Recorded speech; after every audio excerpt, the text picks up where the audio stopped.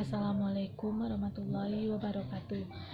Eh, Baiklah, saya Yumita Afrina dengan NIM 21202360. Saya akan menjelaskan materi kelompok 7, yaitu tentang Islam, moral, dan kemanusiaan. Definisi Islam. Islam adalah berserah diri. Islam berasal dari bahasa Arab, yaitu berserah diri kepada Allah. Islam juga memiliki arti penyerahan atau penyerahan diri sepenuhnya kepada Allah. Islam adalah agama yang memiliki Tuhan, yaitu Allah. Selanjutnya, definisi moral. Definisi moral bisa diartikan yang pertama, moral sebagai ajaran kemanusiaan, moral sebagai ajaran kesusilaan, moral sebagai ajaran agama, moral sebagai gejala kejiwaan yang timbul dalam bentuk perbuatan. Tujuan Nabi Muhammad diutus yaitu yang pertama menyempurnakan akhlak manusia, yang kedua rahmat bagi alam semesta, yang ketiga pembawa risalah. Akhlak Islami. Selanjutnya akhlak Islami.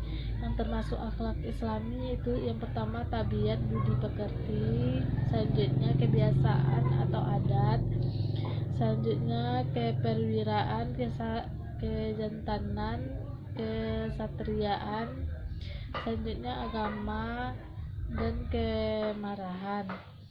Selanjutnya Islam dan kemanusiaan. Kemanusiaan merupakan sifat yang melekat pada diri manusia itu sendiri. Selanjutnya kedudukan manusia. Kedudukan manusia yaitu makhluk ciptaan Tuhan yang Maha Esa, yang paling sempurna dan paling tinggi derajatnya adalah manusia, sehingga dipastikan setiap manusia selalu melekat di dalam dirinya status yang tidak dapat dipisahkan. Selanjutnya tugas manusia. Yang pertama mengurus bumi atau khalifah, yang kedua agar manusia mengetahui kebesaran Allah, yang ketiga menyembah Allah, yang keempat mengemban amanah, yang kelima beribadah kepada Allah. Selanjutnya manusia sebagai khalifah di bumi, yaitu manusia sebagai penguasa di muka bumi, atau dalam kata lain manusia bertugas memakmurkan bumi dan segala yang ada di dalamnya, baik tumbuhan, hewan, dan benda-benda. Baiklah, saya akan melanjutkan makalah kelompok 8, yaitu tentang pendekatan studi Islam. Yang pertama yaitu pendekatan normatif. Kata normatif berasal dari bahasa Inggris, yaitu norm, yang berarti norma, ajaran, acuan, ketentuan tentang masalah yang baik dan buruk, yang boleh dilakukan dengan tidak boleh dilakukan. Dalam hubungan ini, kata normatif erat hubungannya dengan akhlak, karena akhlak merupakan inti dari agama, bahkan inti ajaran Al-Quran, maka sama ini diartikan pula agama. Yang kedua, antropologi dan antropologi agama. Antropologi adalah salah satu cabang ilmu sosial yang bertujuan memahami kenyataan yang terjadi di masyarakat. Antropologi memiliki arti pengetahuan tentang manusia, khususnya tentang sejarah, berbagai bentuk dan warna fisik, adat istiadat, dan kepercayaan pada masa lalu. Selanjutnya, pendekatan ilmu sosial. Tipe-tipe sosial, tipe-tipe pendekatan ilmu sosial sebagai berikut. Yang pertama, klasifikasi tipe-tipe kelompok sosial. Selanjutnya, kelompok sosial dipandang dari sudut pandang individu. Yang selanjutnya, in group dan out group. Yang keempat, kelompok primer. Yang kelima, paguyuban. Yang keenam, formal group dan informal group. Yang keempat, teologi dalam Islam. Kata teologi mengandung arti satu atau esa dan keesaan dalam pandangan Islam. Selanjutnya, studi fenomena dapat diartikan dapat menerapkan metode kualitatif dalam menggali dan mengungkapkan kesamaan makna dari sebuah konsep dan fenomena. Selanjutnya, pendekatan filosofis. Pendekatan adalah proses perubahan cara mendekati usaha dalam rangka aktivitas penelitian untuk mengadakan hubungan dengan orang teliti. Selanjutnya, pendekatan historis. Berarti sejarah atau peristiwa yang terjadi di masa lalu. Menurut istilah historis adalah suatu ilmu yang membahas tentang berbagai peristiwa dengan memperhatikan untuk tempat, waktu, objek, latar belakang, dan perilaku. Sekianlah. Baiklah, saya akan melanjutkan kelompok 9, yaitu yang berjudul penelitian keagamaan. Yang pertama, arti penelitian agama. Penelitian adalah upaya sistematis dan objek untuk mempelajari suatu amanah dan menemukan prinsip-prinsip umum. Penelitian juga berarti upaya pengumpulan informasi yang bertujuan untuk menambah pengetahuan. Yang kedua, penelitian agama dan penelitian keagamaan. Penelitian agama lebih ditekankan pada pemikiran dan interaksi sosial, sedangkan pada aspek interaksi sosial, yakni penelitian keagamaan sebagai produk interaksi sosial menggunakan pendekatan sosiologi, antropologi, historia atau sejarah sosial yang biasa berlaku dan sebagainya. Selanjutnya, konstruksi teori penelitian keagamaan adalah cara membuat atau menyusun bangunan-bangunan, dan dapat pula berarti keturunan dan gabungan kata di kalimat atau di kelompok kata. Selanjutnya, model-model penelitian agama. Analisis. Yang pertama, analisis sejarah. Yang kedua, analisis lintas budaya. Yang ketiga, eksperimen. Yang keempat, observasi. Yang keempat, observasi partisipasi. Yang kelima, survei dan analisis statistik. Yang keenam, analisis isi. Baiklah, saya akan melanjutkan penjelasan makalah kelompok 10 yang berjudul pendekatan ragam penelitian keagamaan.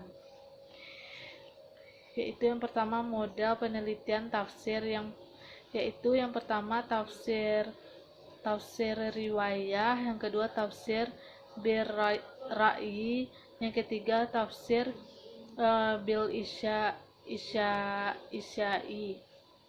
Yang selanjutnya, model penelitian hadis. Yang pertama dilihat dari pendekatan kebebasan, yang kedua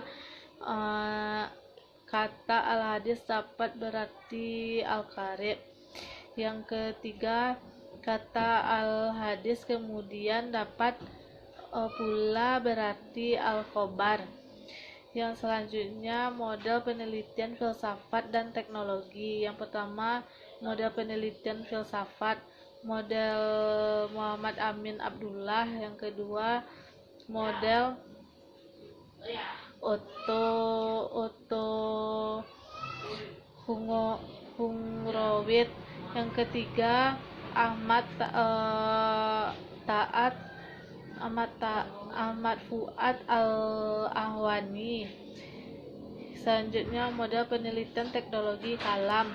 Ilmu kalam atau disebut juga dengan teknologi termasuk salah satu bidang studi Islam yang amat dikenal baik oleh kalangan akademis maupun oleh masyarakat pada umumnya. Selanjutnya, model penelitian tasawuf dan mistis Islam. Yang pertama, model Syed Hussein Nasir. Yang kedua, model Mustafa Zabri. Yang ketiga, Harun Nasution. Yang keempat, Ajaberi. Selanjutnya, model penelitian fikih dan kaidah usuliyah, yaitu fikih atau hukum Islam merupakan salah satu studi Islam yang paling dikenal oleh masyarakat. Yang selanjutnya, model penelitian pemikiran modern. Yang pertama, model penelitian Delianur. Selanjutnya, model penelitian Hargib. Yang selanjutnya, model penelitian pendidikan Islam, model penelitian usaha-usaha sistematis untuk menemukan jawaban terhadap masalah-masalah pendidikan Islam. Baiklah, selanjutnya saya akan menjelaskan materi kelompok 11, yaitu ritual dan institusi Islam. Ritual dan perspektif sosiologi. Yang pertama, dari segi tujuan seperti bersyukur kepada Tuhan, untuk mendekatkan diri kepada Tuhan agar mendapatkan keselamatan. Yang ketiga, untuk meminta ampun agar